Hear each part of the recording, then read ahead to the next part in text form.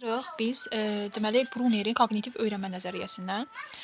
Koqnitiv öyrənmə nəzəriyyəsinin əsas, təməl anlayışlarından biri bundan ibarətdir ki, uşaqlar öyrəndikləri bilikləri məhz təməl biliklər əsasında dərinləşdirirlər. Yəni insan mövcud biliklərindən, yəni yeni öyrənilən bilik, məktəbdə öyrənilən hər bir bilik elə belə öyrədilmir. Şagirdlərin hər birinin təcrübəsi əsasında öyrədilir və eyni zamanda bununla yanaşı Brunerin, nəzəriyyəsinin, bizim bu, Vygotsky və eyni zamanda, Piaget nəzəriyyələrindən də biraz eynilik var idi və fərqlər də var idi. Deməli, bu, Piaget qeyd eləyirdi ki, öyrənmənin özünün yaşları var. Öyrənmənin müəyyən yaşlarda baş tutur. Amma Bruner ona deyirdi ki, yox, öyrənmənin yaşı yoxdur. Yəni Piaget deyirdi ki, öyrənmənin yaşı var, Bruner deyir ki, öyrənmənin yaşı yoxdur. Məsəl üçün, Piageti elə bil qoyaq ənənəvi təhsilin yerinə, Bruneri qoyaq müasir təhsilin yerinə. Bax belə. Məsələn, bizim vaxtımızda ənənəvidə, biz köhnələrdənik də belə deyək, ənənəvidə təhsil, məsələn, ismi biz nə zaman keçmişik? Məsələn, 6-cı sinifdə elə deyək. Deməli, o vaxtı yəni ki, təhsilə aid mütəxəssislər fikirləşirdilər ki, ismə aid mövzular ancaq 6-cı sinifdə uşaqlara verilməlidir və bu məlumatı uşaqlar 6-cı sinifdə qavraya bilərlər. Amma indi bildiyimiz kimi ibtidai təhsil səviyyəsindən başlayaraq, yəni bütün siniflərdə ismə aid tapşırıqlara biz rast gəlirik. Məsələ bundan ibarətdir ki, Bruner deyirdi ki, uşaqlara bilik məhz onların yaşına görə verilməlidir. Bəs uşaqların yaşına görə deyir bilik verilsə, uşaqlar daha mürəkkəb məlumatları qavramaqda qadirdirlər. Yəni biz uşaqlara ancaq gözləməməliyik ki, məsələn, uşağın gələcək 12 yaşı və biz burada isim haqqında məlumat verəcəyik. Məsələn, bax götürək ki, 5-ci sinifdə isim mövzusunun tədrisi ilə bağlı. Məsələn, dedi ki, Piaget dedi ki, yox, 6-cı sinifdə uşağa isim mövzusu keçirilməlidir. Amma Bruner deyir ki, yox deyir. Deməli 5-ci sinifdə isim mövzusu necə tədris olunur? Deməli orada müəyyən və qeyri-müəyyən demək hallar barədə məlumat verilmir. Yəni uşağa məhz 5-ci sinif səviyyəsində olan məlumat verildi.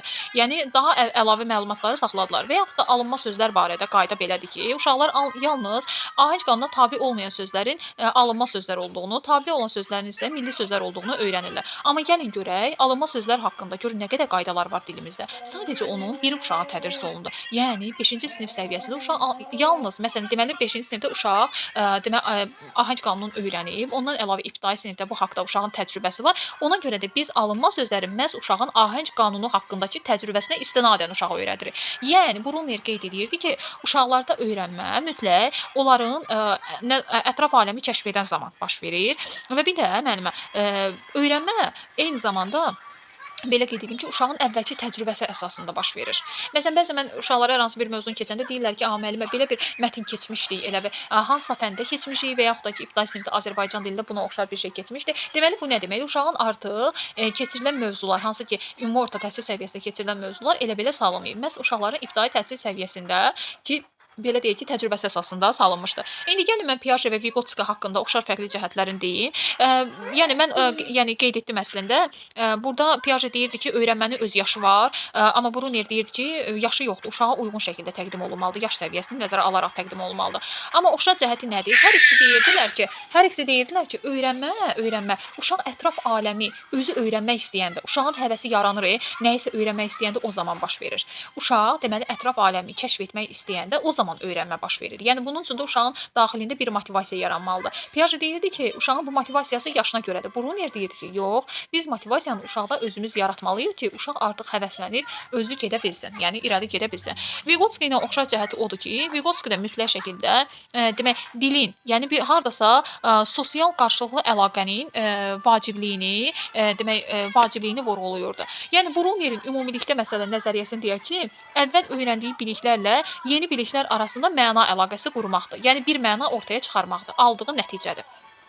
Və buna görə də Brunerin əslində bu 3 model yanaşması var idi. Öyrənmədə 3 modeli var idi. Birincisi adlanırdı hərəki, ikincisi vizual, üçüncüsü dil əsaslı. Əslində hardasa biraz da Piaget ilə də oxşarlıq var idi. Birinci mərhələ adətən Piaget ilə oxşardı.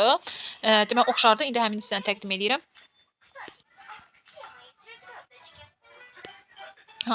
İndi həmin hissəni təqdim edəcəm.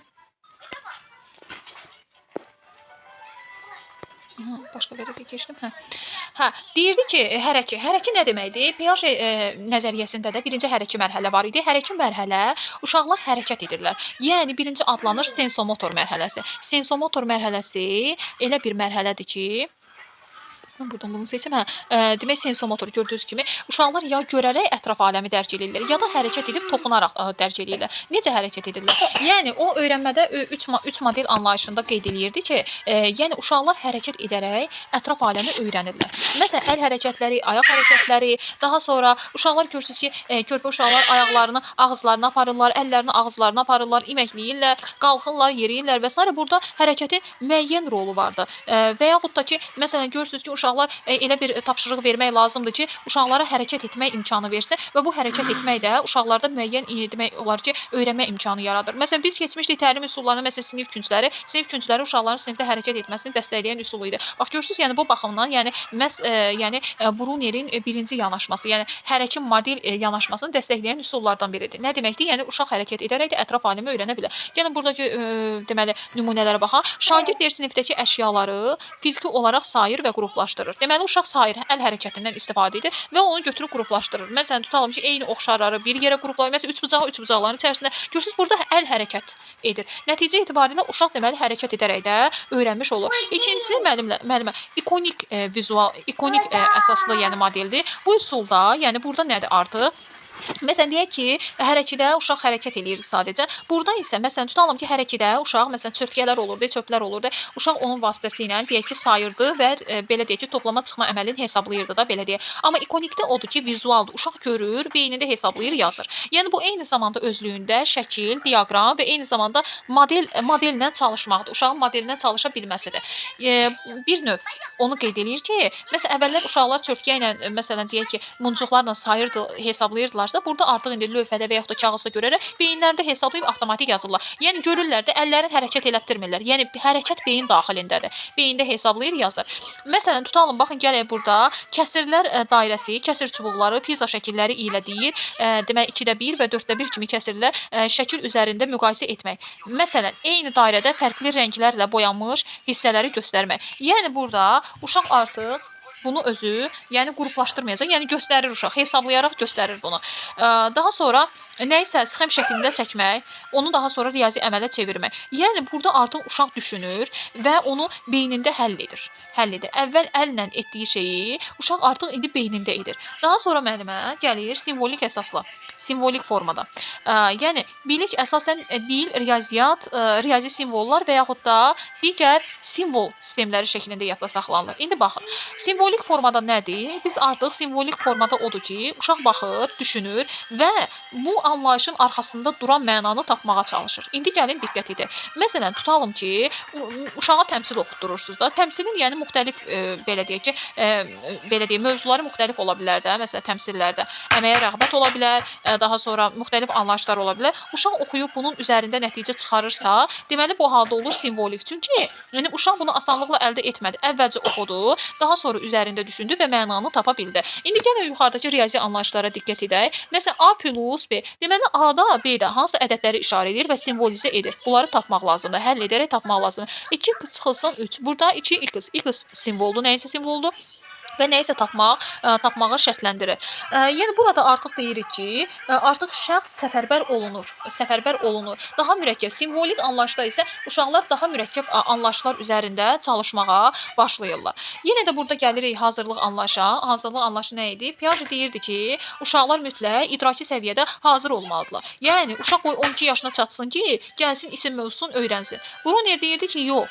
Biz özümüz uşağı isim mövzusuna hazırlamalıyıq və bunun üçün nə etməliyik? Uşağa ilk öncə sadə tapşırıqlar verməliyik. Necəsə, yəni bax belə uşaqlarda artıq, yəni bunun artıq belə deyək ki, təməlini yavaş-yavaş qoymalıyıq. Çünki uşaqlar özləri aktiv öyrənəndirlər. Pasiv öyrənən deyirlər ki, biz oturaq onların yaşını gözləyək və nəticə etibarilə biliyi hazır şəkildə onlara verək. O deyirdi ki, biz yuxarı siniflərdə daha mürəkkəb bilikləri formalaşdırmaqdan ötəri bizim mütləq uşaqlarda bu hansısa biliyi müəyyən səviyyədə əsasını qoymağımız lazımdır. Uşaqda sadə şəkildə də olsa təcrübə formalaşdırmalıyıq ki, uşaq daha sonraki siniflərdə mürəkkəb anlayışlar üzərində qalmasınlar və onu həll etməyə meyl göstərsin. Bax, ya da götürək isim mövzusu kimi 6-cı sinifdə keçirilirdi. Uşaq isim mövzusu ilə bağlı bütün məlumatları 6-cı sinifdə öyrənirdi. Onun bütün tapşırıqlarını 6-cı sinifdə edirdi. Nəticə etibarında uşaq çətin tapşırıqlarla da qarşılaşırdı və çox az hallarda asan tapşırıqlarla da qarşılaşırdı. Yəni Bruner deyir ki, belə etmək olmaz. Uşaqları biz birinci sadə şəkildə bunları, yəni bu tapşırıqları etdirməyə çalışmalıyıq ki, daha yuxarı siniflərdə,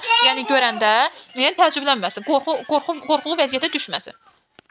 Deməli, digər anlayış isə digər anlayış isə bax burada özünün nümunəsi də var. Görürsüz cazibə qüvvəsi haqqında bir nümunə qoyub burada. İbtidai sinifdə deyir ki, biz əslində ibtidai sinifdə biz cazibə qüvvəsini uşağa anlada bilərik. Uşaq demək olar ki, fizika düsturları ilə məsələn tutalım ki, tanış olmağa hazır deyil. Uşaq nə bilsin, hələ ağlı beyni təzə öyrənmiş uşaqdır da. O necə axı, yəni onları yazmağı təzə öyrənmiş uşaqdır. O uşaq necə gəlib məsələn düsturu edə bilər axı? Yəni hələ ona hazır deyil. Deməli bu halda biz əslində sadə tapşırıqlarda uşaqlarda bu təcrübəni formalaşdıra bilərik.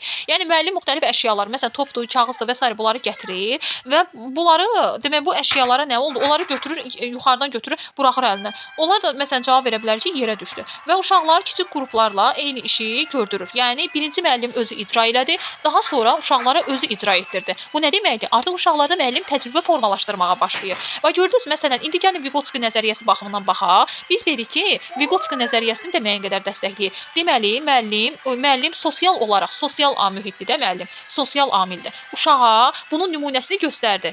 Deməli, hardasa Vygotsky'nin nəzəriyyəsini təsdiqləməyi biz gördük burada. Yəni, müəllimin rolunu inkar etmir Bruner. Bruner deyir ki, bax, müəllim birinci nümunə göstərdi. İkinci addım olaraq o işi uşaqlara gördürdü. Daha sonra üçüncü addımı qeyd edir ki, və uşaqlar başa düşdülər ki, və belə qeyd edirlər ki, bu həmişə deyir aşağı düşür bunlar hamısı. Müəllimin yeni sözünü təqdim edir ki, yer bizi özünə çəkdiyi üçün bütün əşyalar da aşağı düşür. Müəllim artıq burada izah edir uşaqlara. Bu çəkmə gücünə cazibə qüvvəsi deyilir. Uşaqlara bunu izah edir. Daha sonra uşaqlara sadə üsulda refleksiya sualı verir daha doğrusu. Deyir ki, əgər deyir cazibə gücü olmasaydı nə baş verərdi? Demək cavablar uşaqların səviyyəsinə uyğun olacaq şəkildə olacaq təbii ki. Təbii ki uşaqlar belə deyək ki, öz təcrübələrinə əsasən cavab verəcəklər. Demək öz təcrübələrinə əsasən cavab verəcəklər. Yəni deməli gördünüz müəllim baxın necə bir təcrübə forma. Əvvəlcə müəyyən əşyalar gətirdi. O əşyaları əlindən buraxdı. Soruşdu uşağa ki, bunlara nə oldu? Niyə bunlar yuxarı yox, məhz aşağı düşdülər? Uşaqlara ikinci addım olaraq bu hərəkətləri kiçik qruplara ayıraraq icra elətdirdi ki, uşaqlarda da qoy təcrübə yaransın. İlkin təcrübə yarandı uşaqlarda. Sonra müəllim eyni sözü təqdim edir. Deməli müəllim burada artıq izah edir. İzah etməyə başlayır. Deyir ki, yer demək bizi özünə çəkdiyi üçün hər şey aşağı düşür və biz də buna cazibə qüvvəsi deyirik. Sonra uşaqlara sadə üsulda refleksiya üsulu verir. Yəni uşaqlar görək öyrəndiklərini nə dərəcədə başa düşüblər deyə müəllim bunlara refleksiya sualı verir və uşaqlar da özlərinə, öz dünya görüşünə uyğun şəkildə suallara cavab verirlər.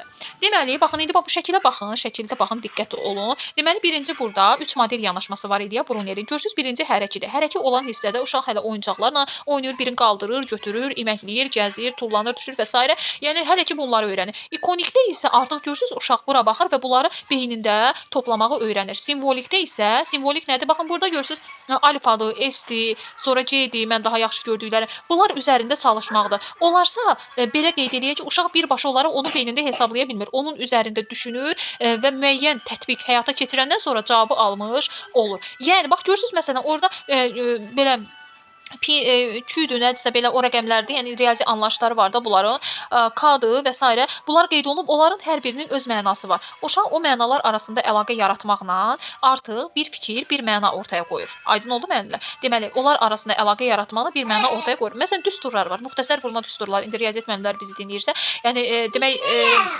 müxtəsər vurma düsturları var. Gördüyünüz kimi orada demək hərflər var və bu zaman uşaq demək düsturu tətbiq edirsə və bu zaman simvolik yanaşma, simvolik model özünü göstərmiş olur. Çünki burada görürsünüz uşaq daha mürəkkəb anlayışlar üzərində çalışır. Yəni ilkin baxaraq hesablanan anlayış deyil. Yəni onun üzərində düşünür. Məsələn biz o vaxtda, yəni universitet sənəd verən vaxt 3-cü qrupda demək hər dəfə bir sual düşürdü. Uzun bir demək misal idi, kəsir formasında. Yəni onun da cavabı ya 1 alınırdı, ya da 0 alınırdı. Amma bunu hesablayandan sonra bilmək lazımdır. Onun içərisində tənliklər də var idi və bunu hesablayandan sonra uzun bir də hesablaması var idi. Cavab ya 0 alınırdı, ya da 1 alınırdı. alınırdı.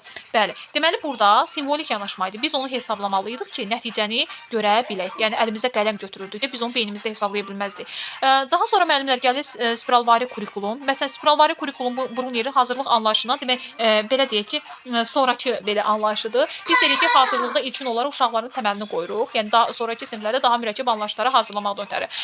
Demək, spiralvari kurikulumda deyilirdi ki, uşaqlara biliklər sadədən mürəkkəbə doğru öyrədilməlidir. Yəni əvvəlki siniflərdə dedik ki, 6-cı sinifdə biz deyirik ki, öyrədək uşağa isim mövzusunu ancaq 6-cı sinifdə öyrənməlidir. Brunner yenə də qeyd edir ki, spiralvari prinsipə görə uşağa birinci, yəni addım-addım öyrədilməlidir. Yəni ibtidai sinif təhsil səviyyəsində öyrədildi, 5-ci sinifdə öyrədildi, 6-cı sinifdə öyrədildi, 7-ci sinifdə öyrədildi. Gördünüz? Yəni bu siniflərə artıq getdikcə biliyin əhatə dairəsi daha da dərinləşir. Dolayısıyla yolla uşaqlara verilən tapşırıqların əhatə dairəsi də bir qədər dərinləşmiş olur.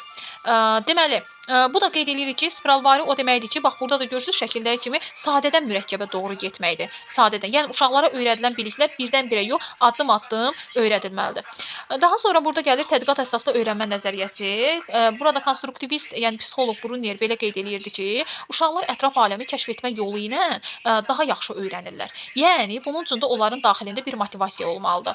Yəni uşaqlar istəyirlər ki, məsələn biz istəyirik ki, uşaqlar ətraf aləmi məsələn öyrənsinlər, öyrəndikləri biliklər onların beynində daha uzun müddət demək yadda qalsın və uşaqlar bunun üçün beynində kodlar olmalıdır. Öyrənmənin kodları olmalıdır. Bu öyrənmə kodları da nə zaman özünü göstərir? Öyrənmə kodları da kodlarda bir yerdə səhv çevirə hə. Öyrənmə kodları da yalnız uşağın ətraf aləmi kəşf etmək düşüncəsi formalaşandan sonra araşdırma və kəşf etmək. Baxın burada var. Demək deyir ki, araşdırma və kəşf prosesində aktiv iştirak edir. Məsələn, tutalım ki, Piaget nəzəriyyəsi, Piaget nə deyir? Deyir ki, uşaq özü əgər bir şeyi öyrənmək istəməsə, sən neynə? Xeyri yoxdur da, yəni. Məsələn, tutalım ki, pəncərəyə arı qonub, sən uşağa demək istəyirsən ki, o arıya toxunma, o səni vuracaq. Nə qədər desən də uşaq ona yəni icra edib, o toxunmaq istəyəcək. Toxunacaq ki, bilsin görəsən arı vurur yoxsa yox. Bunun beynində belə bir təsəvvür formalaşır və nəhayət uşaq arıya toxunur və arı onu vurur. Nəticə etibarında uşaqda artıq təcrübə formalaşdı. Brunner də yəni buna uyğun olaraq deyirdi ki, uşaqda öyrənmə, araşdırma və kəşf etmə duyğusu yarandığı anda baş verəcəkdir.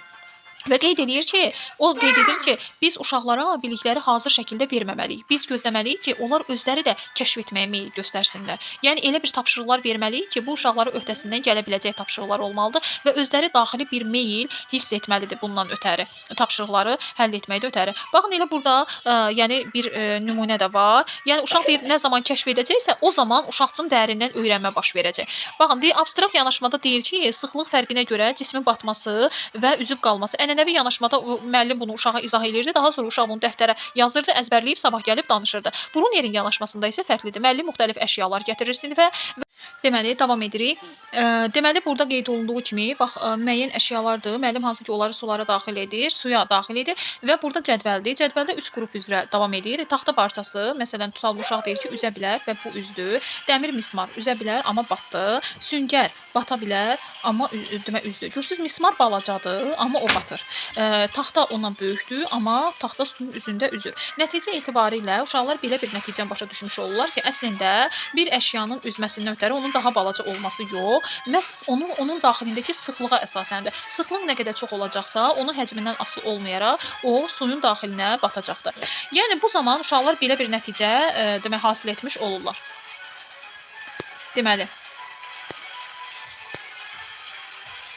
davam edirik. Eyni zamanda Brunner, yəni tədris prosesində müəllimin böyük rolunu qeyd edirdi. Və bu görürsünüz ki, bu anlayış, yəni Vygotsky'də də var. Amma Piaget bunu qəti şəkildə etiraz edirdi. Bu da ondan irəli gəlir ki, deməli öyrənmədə sosial mühitin böyük rolu vardır və müəllim öyrənmə prosesinin əsas idarə edicisi qüvvəsidir. Məsələn, səfərbərlik, tapşırığa cəlb etmə.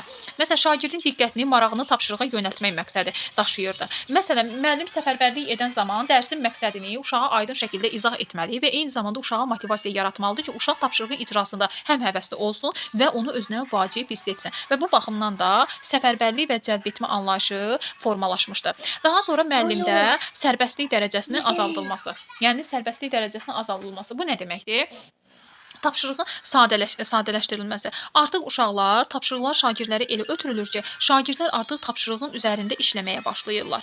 Yəni, burada göstərilir ki, yəni müəllimin öyrənməni idarə olunan hala gətirməsi deməkdir. Bu mərhələdə müəllim tapşırığın çətinliyini tənzimləyir və yönləndirici dəstək verir uşaqlara. Yönləndirici dəstək verir uşaqlara və uşaqlar da nəticə etibarı ilə deməli, tapşırıqların həllində maraqlı olurlar. Və bu baxımdan bu mərhələ eyni zamanda Vygotskyinin yaxın inkişaf zonasına uyğun gəlir. Müəllim şagirdin bacardığı sahələri strukturlaşdırır və tədricən müstəqil edə bilər. Yəni, uşaqlara biliyi birdən-birə ötürmür, onlara uyğun şəkildə, onların dünyagörüşünə, yaşına uyğun şəkildə ötürür. Yəni, birdən-birə ötürmür.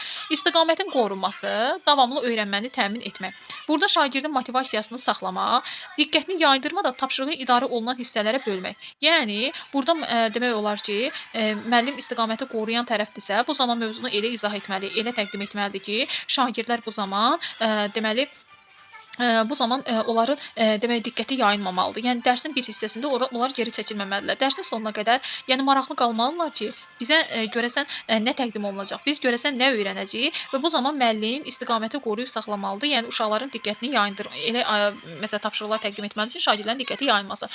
Məsələn, əsas xüsusiyyətlərinin vurğulanması. Bəzən müəllimlər dərsi qeyd edərkən, dərsi danışarkən, məsələn deyək ki, izah edərkən, baxın bu ən vacib anlayışdır ha. Bax məsələn siz izah edən zaman deyir ki, onda o zaman siz mənə belə bir sual verə bilərsiniz. Uşaqlara müraciət eləyir. O zaman siz düşünə bilərsiniz. Falan məsələn ki, bu niyə belə oldu? Niyə görə? Bunun səbəbi nədir? Uşaqları bu zaman suallar üzərində düşünməyə, vacib anlayışlar üzərində diqqət çəkməyə və bu zaman yəni səbəb-nəticə əlaqəsi qurmaq üzərində düşündürə bilər ki, bu da uşaqların öz düşünmələrinə nəzarət mexanizmini artıracaq və dərsi daha çox diqqət yetirməsinə gətirib çıxaracaqdır. Daha sonra məyusluğun idarə olunması. Müəllimlər, bəzən ola bilər ki, öyrənmə prosesi elə bir prosesdir ki, bu biraz da iradə tələb eləyir. Məsələn, biz özümüz müəllimlər belə imtahana hazırlaşırıq, görürsüz, müəyyən halda biz məyus ola bilərik, bəzən yorula bilərik. Bu da yorğunluqdan irəli gələ bilər və bu zaman müəllim təbii ki, uşağı motivasiya etməlidir. Onu həvəsdən düşməyə qoymamalıdır, təbii ki. Və bu zaman uşağı motivasiya edib həvəsləndirməli və dərsi yenidən demək səhvlərinin qarşısını almalıdır.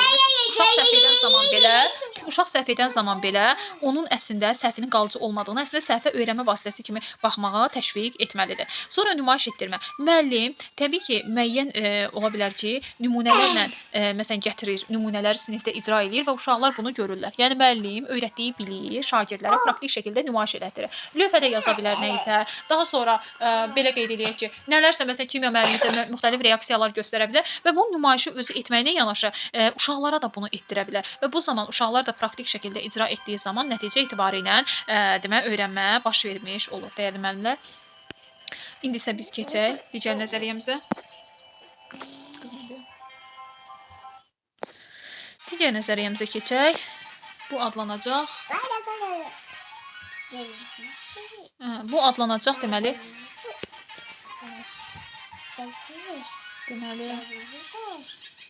Bandura nəzəriyyəsi. Albert Banduranın sosial öyrənmə nəzəriyyəsi. Albert Banduranın sosial öyrənmə nəzəriyyəsidir. Bu nəzəriyyə Albert Banduranın sosial öyrənmə nəzəriyyəsidir. Deməli, Albert Bandurada məsələn qeyd edir və burada bir nümunə qeyd olunub ki, deyir ki, uşaq vaxtı siz velosiped sürməyi hardan öyrənmisiniz? Çox böyük ehtimal ki, deyirsiniz bunu kimdənsə görmüsünüz. Yəni velosiped sürmə birdən-birə sənin yuxuya girdi. Velosiped adında bir demək əşya var, mən bunu sürməliyəm. Belə bir anlayış olmuyor. Siz bunu çox güman ki, kimdənsə görmüsünüz və görmüsünüz ki, o rolu necə hərəkət elətdirir, pedallar necə hərəkət elətdirir, necə sürür. Siz bunu görmüsünüz və nəticə etibarı ilə siz velosipedi, yəni də başqasından öyrənmisiniz. Yəni öyrənmədə sosial mühitin rolunu qeyd edən nəzəriyyəçilərdən biri idi. Gördük ki, bayaqları Brunner də bunu qeyd eləyirdi. Deyirdi ki, Vygotsky nəzəriyyəsini bu baxımdan dəstəkləyirdi. Yəni müəllimin rolunu ön plana çəkən nəzəriyyələrdən idi. Bundan əlavə Piaget də bunu qeyd eləyirdi ki, öyrənmədə müəllim səsiniz gəlmir, izah edirsiniz yoxsa? Mən səsi bağlamışam, amma dərs izah edirəm. Qızıma görə burada səs eləyir. Ona görə soruşdum, yaxşı. Mən izahı göndərəcəm, narahat olmayın. Onda çıxsaq olar müəllim? Olar, mən izahı göndərəcəm sizə. Deməli, qeyd edək ki, yəni belə hallarda olur bəzən. Hə, qeyd eləyək ki, məsələn, sosial, demək, belə qeyd eləyək ki, yəni öyrənmənin xarici amillərə roluna əsasən, deməli, Brunner, üzr istəyirəm, Bandura, demək, sosial mühitin də rolunu qeyd edirdi və buna görə də nəzəriyyəsinə adını qoydu sosial öyrənmə nəzəriyyəsi. İndi gəlin diqqət edək. Albert Bandura, yəni sosial öyrənmə nəzəriyyəsində bizə əslində nəyi demək istəyir? Nəyi demək istəyir bizə bununla? Deməli, psixoloq Albert Bandura qeyd edir ki, insan ətraf aləmdə təkcə yəni başqalarıyla, məsələn, nəyisə dərsi oxumaqla deyil, eyni zamanda ətraf aləmdə müşahidə edərək də öyrənir. Yəni insan, yəni müşahidə etdiyi anlayışları da öyrənə bilər. Yəni öyrənmə yalnız oxumaq yolu ilə deyil, müşahidə etmək yolu ilə də baş verə bilər. Və bu zaman burada qeyd olunduğu kimi, yəni bax. Hə. Demək, sosial öyrənmə nəzəriyyəsinə görə həm idrak, həm də demək ətraf mühit amilləri müşahidə olunan davranışlara və öyrənmə prosesinə qarşılıqlı təsir göstərir. Yəni bir növ demək insan öyrənməni yalnız intellektual amillərlə deyil, həmçinin sosial faktorlara, yəni təcrübələri müşahidə etməklə də, ətraf mühiti müşahidə etməklə də öyrənə bilər. İndi gəlin baxaq, müşahidə əsaslı öyrənmə nə deməkdir? Albert Banduranın sosial öyrənmə nəzəriyyəsinə görə, yəni bu əhəmiyyətli bir kampaniya sayılırdı. Bandura da bunun tərəfində idi ki, əgər uşağın, insanın, yəni adətən burada tədris prosesində uşağın öyrəndiyi anlayışa görə belə qeyd eləyək ki, məsələn, öyrəndiyi anlayış, məsələn, deyək ki, yaxşıdırsa, biz onu əgər təltif etsək, uşaq bu zaman, yəni müşahidə edəcək və bu belə davranışı təkrarlamağa başlayacaq. Yəni müşahidə edərək öyrənir. Bax, məsələn, deyək ki, Piaget, Brunner eyni zamanda deyir ki, uşaq özü ətraf aləmi dərk etməlidir, amma Bandura eyni zamanda deyir ki, uşaq müşahidə edərək də öyrənə bilər. Kimsə ona nəyisə deyərək də, icra etdirərək də öyrənə bilər. Yəni sosial mühitin də rolunu qeyd etmiş olur. Bundan əlavə, Bandura qeyd edirdi ki, əgər uşaq müşahidə etdiyi davranış, yəni gücləndirici tətbiq olunarsa, uşaq bu davranışı təkrar edəcək. Yox, cəza tətbiq olunacaqsa, uşaq bu davranışı tətbiq etməyəcək. Bu bir növ Eduard Thorndike və behaviorizm nəzəriyyəsində dəstəkləmiş olur. Burada gücləndiricilərin tətbiq olunmasından danışılır və gördüyümüz kimi bu eyni zamanda sosial öyrənmə, eyni zamanda uşağın davranışlarını da demək idarə edə bilər. Yəni necə? Yəni biz müşahidə edərək həm öyrənə, həm də davranışlarımızı idarə edə bilərik. İndi necə? Uşaq görür ki, məsələn, sinif yoldaşı dərslərini vaxtında yerinə yetirdiyi üçün, dərslərinə gecikmədiyi üçün müəllim onu ay sonunda təltif etdi. Və uşaq bir ay boyunca sinif yoldaşının davranışını müşahidə etdi və nəticədə gördü ki, o etdiyi əziyyətlərin qarşısını aldı və müəllim onu mükafatlandırdı. Və uşaq deyək ki, çox nizamsız və onu müşahidə edən uşaq eyni o mükafatı görəndən sonra özü də onun kimi davranmağa başlayacaq. Deməli, müşahidə etdiyini etməyə başlayırsa, burada artıq demək uşaq müşahidə edərək öyrənir. Və yaxud da ki, deyək ki, məsəl üçün deyək ki, həftə sonlarında bizdə ailədə elə idi. Əvvəllər məsələn məktəbdə, evdə oxuyanda kimin həftə sonu çox beşi var idisə, anamız onu demək qucaqlayıb öpürdü. Yəni bu bizim üçün böyük bir mükafat idi və belə olduğu təqdirdə müşahidə eləyirdik bir-birimizi.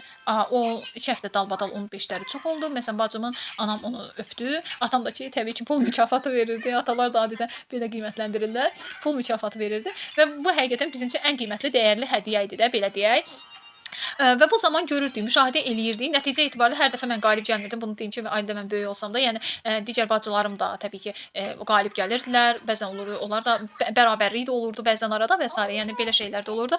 Nəticə etibarilə uşağın göstərdiyi belə deyək ki, davranışlarımızı bir-birimiz izləyirdik. Nəticə etibarilə istəyirdik ki, növbəti həftə bizim beşimiz daha çox olsun. Mənim beşim daha çox olsun da, belə deyək.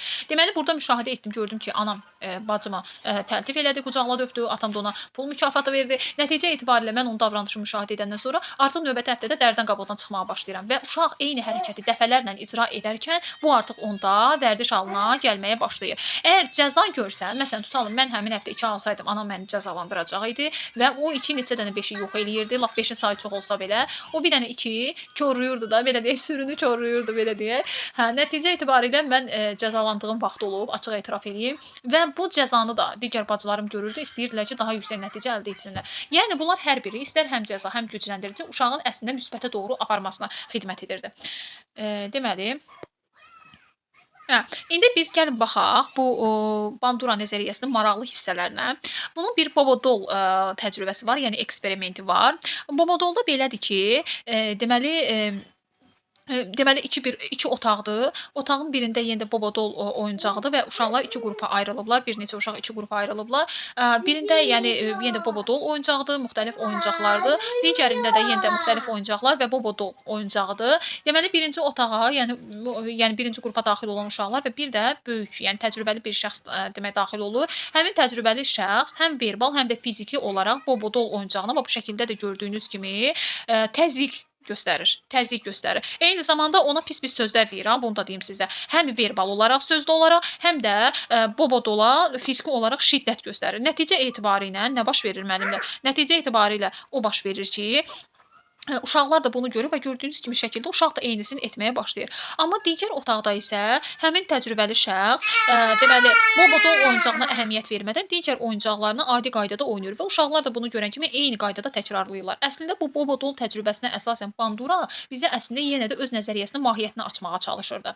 Daha sonra Bandura nəzəriyyəsinə görə öyrənmənin müəllimlər sosial cəhətdə öyrənmənin 3 modeli vardır. Bunlar hansılardır? Canlı model, simvolik model və sözlü təlimat modeli. İndi gəlin diqqət edək. Canlı model nədir? Məsələn, uşaq görür ki, atası velosiped təmir edir, öz velosipedini təmir edir. Bu da gedəcək, yıxacaq öz velosipedini, başlayacaq öz aləmində təmir etməyə. Yəni ata indiki anda nə edirsə, özlərinin fiziki cəhətdən eyni olduğu bir yerdə ata nə edirsə, uşaq da onu edir.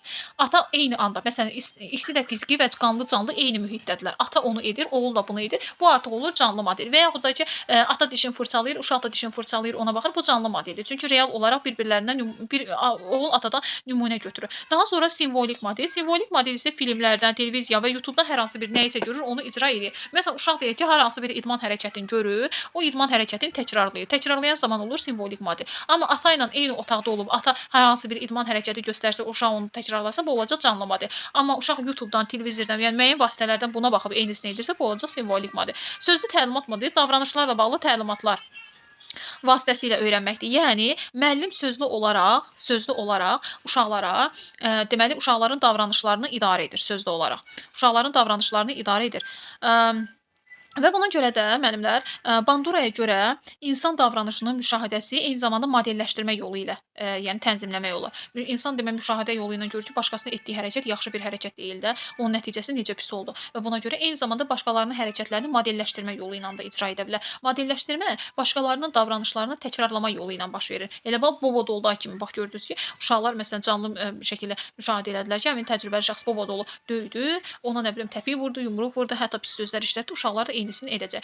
Və dedik ki, yəni bu öyrənmənin özünün də 4 əsas şərti vardır. Birincisi diqqət. Əgər demək olar ki, diqqət varsa, yəni bir yerdə doğrudan da diqqət varsa, bu zaman şəxs öyrənməli olan anlayışa diqqətini yönəldəcək. Nəticə etibarilə diqqət yayındıran hallar olsa, bu zaman diqqətdən yayınan məsələlər olacaq. Əgər bir şəxs hər hansı bir nəsnəyə, əşyaya diqqətini yönəldir, daha sonra diqqətlə bir şey nəzər yetirdikdən sonra onu yadda saxlayır. Bəli, hər hansı bir prosesi həyata keçirmək ötəri biz onu diqqətli şəkildə yadda saxlamalıyıq. Növbəti addım olaraq reproduksiya, yəni biz onu tətbiq edirik. Deməli, diqqət edin, müəllim dərs danışır, uşaq diqqət elədi, diqqət etdiklərini yadda saxladı, yadda saxladıqdan sonra tətbiq elədi, reallaşdırmağa başladı. Və ən əsası da ki, ən dördüncü motivasiya olmasa bunların heç biri baş verməz. Yəni motivasiya olmalıdır ki, uşaq dərsə diqqətlə yanaşsın, diqqətlə yanaşdıqda məlumatları yadda saxlasın və onu həvəslə tətbiq edə bilsin.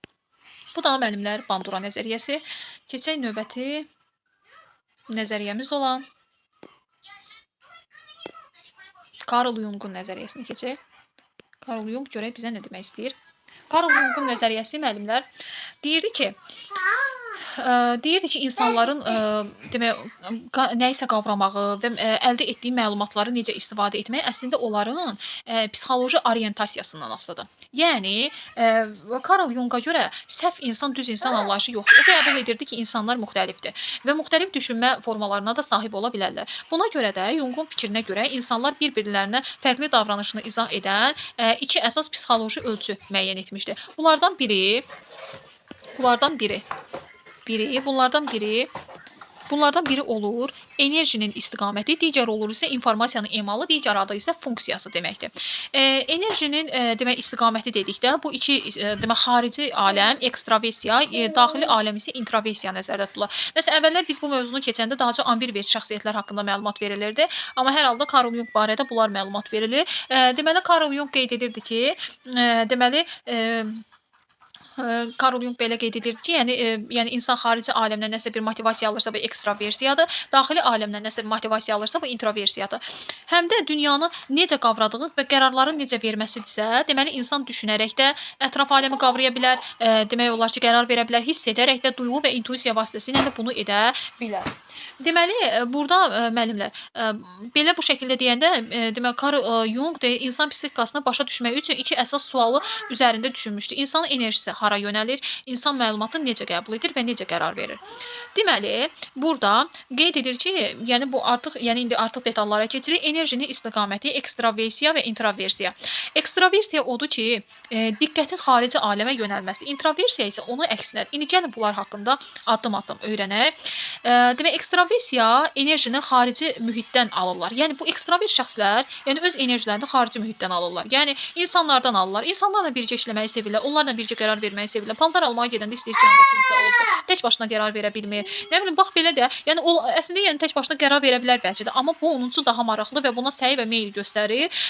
Demək və buna görə də ekstravert şəxslər bu xüsusiyyətlərə malikdir. İnsanlar arası olmağı sevirlər. Tək qalanda darıxırlar. İstəyirlər ki, yanında kimsə olsun. Gəzməyə getdi, yanında kimsə olsun. Parkda gəzir, yanında kimsə olsun. Yəni bax belə olurlar. Yeni insanlarla tanış olmaqdan çəkinmir. Çox vaxt ilk salam verəndə onlar olurlar. Çünki münasibətə başlamaq istəyirlər. Sanki dura bilmirlər. Məsələn, marşrutda gedəndə görürsüz, qadınlardan biri digərini dindirməyə başlayır. O bilin ki, o ekstravertdir. Qrup işlərində, müzakirələrdə, təqdimatlarda özünü daha rahat hiss edir. Deməli qrup işlərində, təqdimatlarda özünü daha rahat hiss edir. Çünki burada qrup şəklində çalışırlar və başqalarıyla münasibət qurmaq var, söhbət etmək var. Bax, söhbət etmək enerjisi hər insanda olmur da, belə qeyd eləyək. O əsl qeybətçili insanlar deyə bilərik ki, ekstravert şəxsiyyət tiplərindədirlər. Çünki onlar daima kimlərləsə nəyisə müzakirə etmək modunda olurlar. Duyğularını açıq şəkildə ifadə etməyə meyillidirlər. Yəni hisslərini, məsələn, kimdən zəhləsi gedərsə, onu açıq şəkildə bildirəcəklər bunlar. Yəni bu şəxslər elə ki, özlərini səhnədə hiss edirlər. Onlar hadisələr, insanlar, səslər artıq onları hərəkətə gətirir, onları həvəsləndirir. İntrovertlər isə dəyərli müəllimlər, ekstravertlərin əksinədir. Yəni onlar daxili aləmdən belə deyək ki, həvəslənirlər. Yəni öz xəyallarında özünü necə görürsə, başlayır artıq özünü o istiqamətdə hazırlamaqda. Başqası məni belə görsün deyə bunu etmirlər. Məsələn, tutalım ki, ekstravertlər deyir ki, evləndirməkdə indi ailələrdə belə söhbətlər olur. Ekstravertlər deyirlər ki, hə, görəsən kimdir məsləhətdir, anam atam kimi məsləhət görəcək də, onlar nə biləcəklərsə onu. Bunlar ekstravertlərdir. Amma məsələn, demək introvertlər eyni zamanda özləri də məntiqi şəkildə analiz edirlər. Görəsən o insanın həyata baxışı, dünya görüşü mənlə uyğun ola biləcəkmi? Görəsən onun zövqləri necədir? Artıq bunun üzərində düşünməyə başlayır. Görəsən onun danışıq tonu, yəni mənim danışıq tonuma uyğundurmu? Görürsünüz, ekstravertlər adətən özlərini düşünürlər və əslində bu çox yaxşı bir şeydir. Hər ikisinin də olması əslində yaxşı bir şeydir. Mən demirəm ki, ekstravert pisdir. Əslində yəni onun da müsbət tərəfləri çoxdur. Məsələn, uşaqlar bəzən qrup işinə cəlb edilsin, görsən biri oturur kənarda. Deməli, o ekstravertlik yoxdur ki, onda o cəlb oluna bilmir. Demək, qrupa cəlb oluna bilmir. Deməli, bunlar necə olurlar? Səsküylü insan olan yerlərdə tez yorulurlar. Məsələn, görürsən marşrutda gedən iki qadın biri digərini söhbətə tutur, digəri artıq ona qısa cavablar verməklə yekunlaşır. Deməli, o bilin ki, introvertdir. Danışmazdan əvvəl fikirlərini beynində bişirir, düşünməyi, dinləməkdən çox sevir. Az amma güvəndiyi insanlarla yaxın dostluqla üstünlük verir. Tədricən açılır, dərhal özünü göstərmir. Amma tanıdıqca çox zəngin daxili dünyası ortaya çıxır. Çünki belə qeyd edək də, o necə ki, yer bütün o qızılı özündə saxladığı kimi, yeri qazandan sonra o qızıl ortaya çıxan kimi sanki introvert insanlar da bax bu xüsusiyyətə malikdirlər. Müşahidəçidirlər, detallara demək olar ki, insanlar demək belə deyək ki, incə dəyişikliklərə diqqət edirlər. Çünki onlar məsələn ünsiyyət etmədən özləri öz daxillərində düşündüyünə görə bu incə fərqləri aydın edə bilirlər. Sonra informasiyanın emalı, müəllimlər. İnformasiyanın emalı 4 xüsusiyyətə görə baş verir.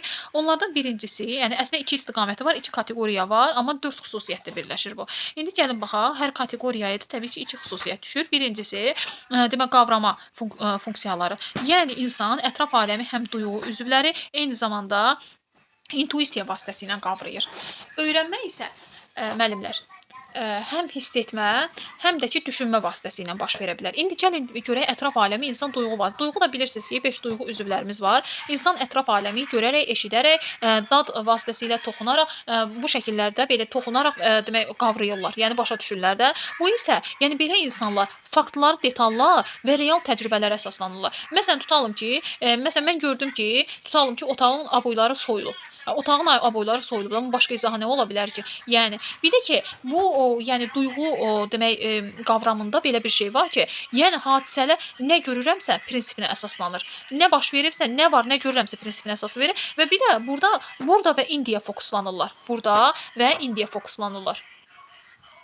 Yəni indiki an önəmlidir. Onlara gələcək önəmli deyil. Duyğu ilə ətrafı qavrayan insanlar üçün indi önəmlidir. İndiki zaman önəmlidir. Məsələn, tutalım ki, mənim əlim məsələn isti peçə dəydi, yandı. Elə deyil. İsti peçə dəydi, əlim yandısa, əlim indi yandı da və mən əlimin yanmağını indi hiss elədim. Deməli, mən əlim yanıbsa o gələcəkdə hiss eləməyəcəm ki, əlim yandı, mən indi hiss elədim ki, bəs mənim əlim yandı. Tutalım ki, indi gördünüz ki, məsələn, küçədən tanıdığınız bir adam keçdi. Məsələn, bunu indi gördünüz də, elə deyil. İndi gələcəkdə görməyəcəksiniz ki, və yaxud da bunu keçmişdə görməmisiniz ki, indi gördünüz ki, filan kəs gəldi, sizin küçədən keçdi, getdi. Yəni siz bunu gördünüz. Yəni duyğu üzvlərinə görə onlar faktlar, detallar və real təcrübələr əsasında düşünürlər və bundan əlavə ətraf aləmi qavrayırlar. Daha doğrusu 5 duyğu üzvləri vasitəsilə incə detallara diqqət edir. Və bir də bunlarda bir xüsusiyyət odur ki, burada və indi anlayışı var. Burada və indi anlayışı var. İkinci məqam isə nə var? Bir də onu görürəm. Bu adamlar dürüstdürlər də. Yəni bunlarda xəyallar aləminə dalmaq yoxdur. Nə hiss eləyibsə, nə görübsə onu da deyir. Deməli burada artıq gəlin bunların xüsusiyyətlərinə bax. Dünyanı real, konkret və praktik şəkildə görürlər.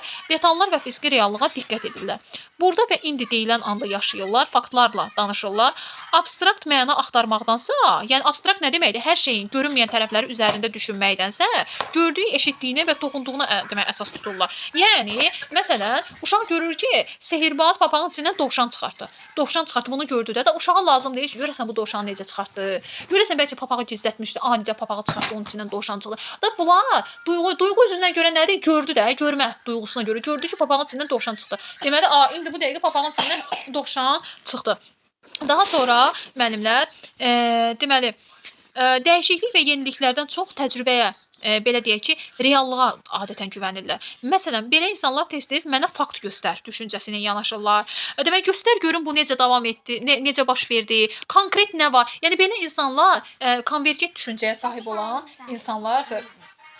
Konvergent düşüncəyə sahib olan insanlar da faktlara meyilli olurlar. Burada və indi anlayışı olur onlar üçün və daha sonra müəllimlər nə var, nə görürəm odur. Yəni deyək ki, belə insanlar faktlarla danışmağı sevən insandılar. Gördüm qurtardı, gördüm qurtardı. Yəni bunun başqa izahı yoxdur və heç nəyin pərdə arxasıcan da məsələn düşünmürlər. Məsələn, kimsə ola bilər ki, məclisdə kefsiz oturub. Məsələn, tutalım ki, intuisiyaya görə qavrayan insanlar deyəcəklər ki, yəqin nəsə evdə söz-söhbət olub və ona görə bu vəziyyətə düşüb. Yəni belə düşünəcəklər. Amma o deyir ki, mən gördüm ki, yəni vəziyyəti yaxşı deyil də, yəni belə kefsiz oturub da, belə deyil. Heç bir intuisiya orada o gördüyünü deyəcək və salam. Amma demək intuitiv düşünən insan isə bunun əksinə düşünəcək. İndi qavramada, informasiyanın emalında qavrama funksiyasında müəllimlər, demək iki anlayış var da. Biri duyğu var, biri də demək intuisiya var. İntuisiya hardasa duyğunun biraz da olsa əksinədir. Biz məsələn duyğuda deyirik faktlardır, onda isə abstrakt düşünmədən kənardır, amma intuisiya isə abstrakt düşünmənin məsələn özüdür.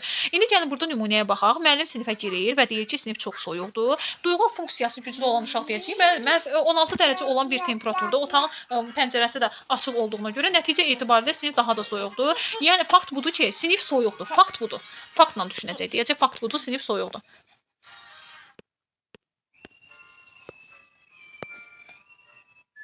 Hə, deyəcək fakt budur ki, sinif soyuqdur. Amma intuisiyası demək olar ki, burada intuisiya ilə ətraf aləmi qavrayan uşaqlar isə gizli əlaqələr, ehtimallar və gələcəyə dair imkanları görə bilirlər. Onlar gizli əlaqələri, hətta ehtimal eləyə bilirlər nə isə. Filan kəs niyə görə kefsiz oturmuşdur? Yəqin evdə söz-söhbət, yəqin yoldaşı ilə dava-dalaş olur, yəqin uşaq xəstədir evdə ona görə, yəqin nəsə bir narahatçılıq var, banka borcu var və s. Müxtəlif ehtimallar üzərində düşünəcəklər və belə insanlar daha çox divergent düşünməyi sevirlər. Deməli, indi gəlin əksinə baxaq müəllimlər. Duyğu ilə düşünənlər konvergentdirlər. bilər. Çünki onlara konkret bir fakt lazımdır ortaya qoymaqdan ötəri.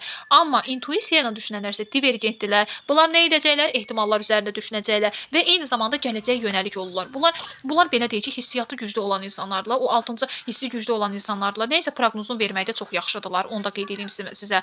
Məlumatı bax bayaq dedim ha, dovşan papağın içindən çıxdı. Artıq belə intuisiya ilə düşünənlər deyəcək ki, yəqin papağa o sehirbaz hardasa gizlədir. Bizim görməyəcəyimiz şəkildə çıxartdı o papağı, papağın içindən dovşan çıxdı. Deyəcək ki, axı necə olur? Mən papağımın içindən dovşan çıxmır, mən fokus elədim. Çıxmadı axı mən papağımın içindən dovşan. Deməli pərdə arxasından düşünməyə başlayacaq, abstrakt düşünməyə başlayacaq belə insanlar. Baxın indi gəlin bunların xüsusiyyətlərinə diqqət edin. Daha çox gələcəyə yönəlik olurlar. Gələcəklə bağlı xəyallar qururlar və onlar məsələn qurduqları işi gələcəklə bağlı planlaşdırırlar. Hadisələrdə imkan və ehtimalları görürlər. Faktlardan çox məna və obrazlara diqqət edirlər müəllimlər. Faktlardan çox məna və obrazlara diqqət edirlər. Çalışırlar ki, hər şeydə məna çıxarsınlar. Nümunələrin arxasında dayanan məna və tendensiyanı üzə çıxarmağa çalışırlar. Daha sonra müəllimlər gələcək nəticələri tez hiss edirlər. Gələcək və proqnozlaşdırırlar ki, nə olacaq? Məsələn, bir hadisə baş verəcək və yaxud da bir iş görməyə başlayacaq ki, mən bu işi necə başlayıram və bu necə bitəcək? Bunlar intuisiyadardır. Daha sonra müəllim məsələn yenə deyir, sinif çox soyuqdur və uşaq onun arxasında yəqin müəllim bizi başqa sinifə keçirmək istəyir. Bəlkə də deyir müəllim yorğundur və buna görə şikayət edir və s. Bax belə bir fikirlər üzərində düşünəcək. Və gördüyümüz kimi divergentlər necə daha çox fikir ürətirdilər. Bu eyni xüsusiyyət bunlarda da var. Biz dedik ki, müəllimlər deməli, məlumatı emal etmə funksiyasına görə insanlar iki yerə ayrılırlar. Bir qavrama funksiyası, bir də var ki, qərar vermə funksiyası. Qərar vermə funksiyası da iki yerə ayrılır. Düşünmə və eyni zamanda hiss etmə. Görürsünüz, biz ətraf aləmi haqqında qərar verərkən biz düşünərək qərar veririk ya da ki, hiss etdiklərimizə əsasən qərar veririk. Deməli, biz düşünərkən məntiqli, obyektiv və analiz və ardıcıllığa əsaslanaraq qərar veririk. Yəni qərar verərkən şəxsi münasibətləri deyil, məntiqi nəzərə alırıq. Məsələn, tutalım ki, şəxs ailə quracaq. Demək, deyir ki, filankəsin yaşı məndən yaşıddır. Məsəl üçün belə deyə yaxşı tanıyıram. Məsələn, amma məntiqlə qərar verməyə başlayacaq. Amma imkanı yaxşı deyil. Mən məsələn ailə quracağam, məsələn gəzmək istəyəcəm, belə falan. Bu şeyləri hesablamağa başlayır məntiqi cəhətdən. Və görür ki, həmin adam görür ki, yox, bu məntiqi deyil də. Yəni mən yaxşı yaşamaq istəyirəmsə, deməli ailə qurmaq üçün məntiqi qərar verməliyəm. Deməli şəxsi münasibət mənim üçün uyğun deyil. Ədalətli, sistemli və obyektiv olurlar. Yəni o düşünüb demək olar ki, bu qərar verməlidir. Qərar verməkdən ötəri sən ədalətli olmalısan, sistemli düşünməlisən, dürüst olmalısan, obyektiv olmalısan. Emosiyalardan çox faktlara, analizə əsaslanır. Yəni belə insanlar öz belə deyək ki, emosiyalarını, hisslərini qoyurlar kənara. Öz belə deyək ki, nəyisə barədə onların özlərindən çıxarda bilər də. Məsələn, kimsə bunun dalıcan danışır və o adam qərar verir ki, artıq mən bundan sonra öz belə deyək ki, fikirlərimi, öz planlarımı o adamla bölüşməyəcəm. Daha məsələn tutalım ki, hisslərinə qapılmır ki, yox buna bax, hirslənib məsələn səsin qaldırmır da. Düşünür ki, yox, bundan sonra mən onunla araya məsafə qoyacağam, qurtardı. Yəni bax görürsüz, emosiyalarına yox, faktlara əsaslanır. Hadisələrin səbəblərinə görə demək olar ki, səbəblərinə görə başa düşməyə çalışır. Sonra bir şeyə inanmaq üçün məntiqi dəlil və strukturu axtarır. Məsələn, indi gəlin baxaq. Müəllim qrup tapşırığını bölmək istəyir.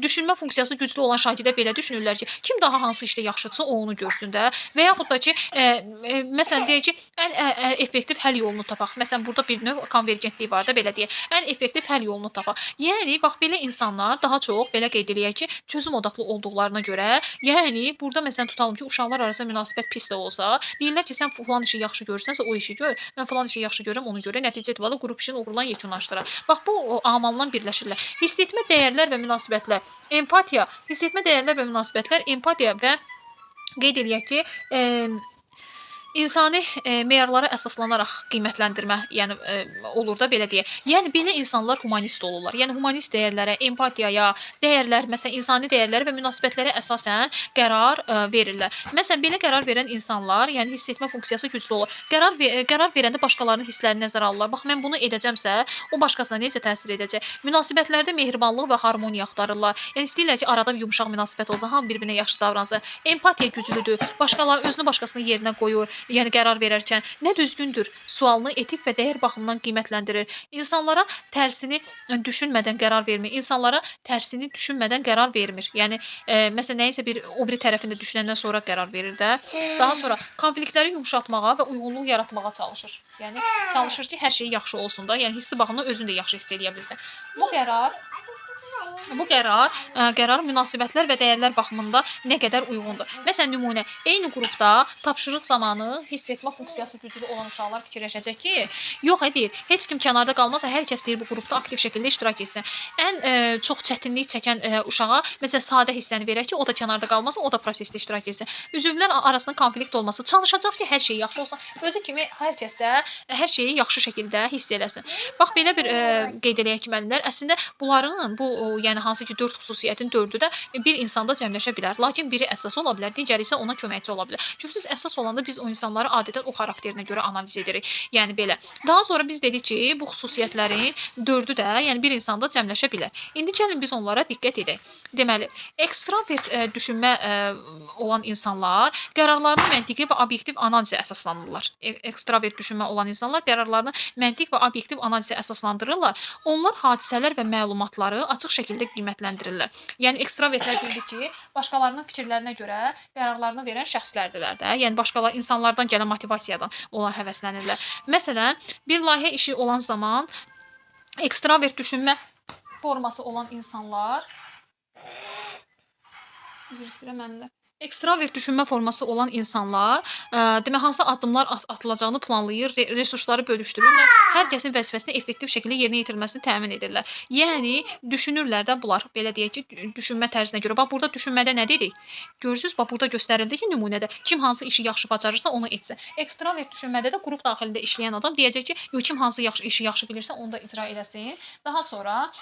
Daha sonra ekstravert hiss etmədə isə qərar qəbul edər ki, onlar dəyərlər və sosial münasibətlərə əsasən qərar verirlər. Yəni dolayısı yolla dəyərli müəllimlər belə qeyd eləyə bilərik ki, yəni burada şəxslər məsələn başqalarının da qrup daxilində qərar verərkən təkcə özünü yox, başqalarının hisslərini də nəzərə alırlar. Ekstravert duyğuda isə dəyərli müəllimlər, insanlar artıq ətraf aləmi duyğuları ilə dedik ki, demək kəşf edirlər və hər şeydə reallığa əsaslanır.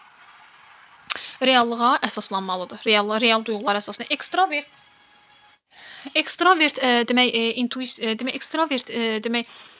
intuisiya isə bu tip insanlar xarici dünyadan, yəni nümunələr əsasında düşünürlər. Onlardan öyrəndiyi. Məsələn, bazarda yeni yaranan bir trendi görüb bunun gələcəkdə hansı biznes mənbəyi olacaq barədə proqnozlaşdırma aparır beynində. Yəni düşünür. Yəni bu xaricdən gələn amillər əsasında düşündü. Bazarda satılan mal üzərində düşünməyə başladı. Amma insan özünün daxilindən gələn bir şey üzərində düşünürsə, bu artıq introvertlik olacaq. İndi gəlir introvert duyğu. Bu tip demək insanlar reallığa daha çox öz daxili təcrübələri, demək xatirələri, şəxsi hiss və hisslərim üzərində düşünməyə başlayır. Məsələn, hər hansı bir seçim edərkən illər əvvəl yaşadığı bir duyğu üzərində düşünməyə başlayır. Yəni duyğu təcrübəsindən başlayır. Sonra introvert intuisiya isə müəllimlər, məsələn, qarışıq bir məsələ üzərində çox danışmadan onu daxilən analiz edir və daha sonra yəni fərqli bir həll ortaya qoyur. Introvert demək düşünmədə isə qərar daxili məntiqi analizə əsaslanır. Yəni bu adam dərindən demək analiz aparmalıdır ki, ondan sonra öz daxilində güclü və zəif tərəflərini müəyyən etsin, hər şey götürsün, qoysa hər tərəfli baxsın, ondan sonra qərar versin. Introvert hiss etmədə isə təbii ki, o özü şəxsi duyğularına, şəxsi vicdanına, şəxsi demək olar ki, dəyərlərinə uyğun olub-olmadığını, yəni bu baş versə mən özümü necə hiss edərəm düşüncəsi ilə yanaşırlar. Dəyərli müəllimlər. Deməli, bizim Karl Jung barədə verdiyimiz izahlar da bu qədərdir. Yəni, bütün belə deyək ki, buradakı olan məlumatlar hər biri bir-birinin demək əsasını təşkil edir. Hiss etmə dediyimiz kimi insan mütləq ki, öz daxili hisslərinə diqqət edir. Amma ekstravertlərdə isə başqalarının hisslərini üstün tutur və s. Belə müəllimlər, diqqətinizə görə təşəkkür edirəm. Sağ olun.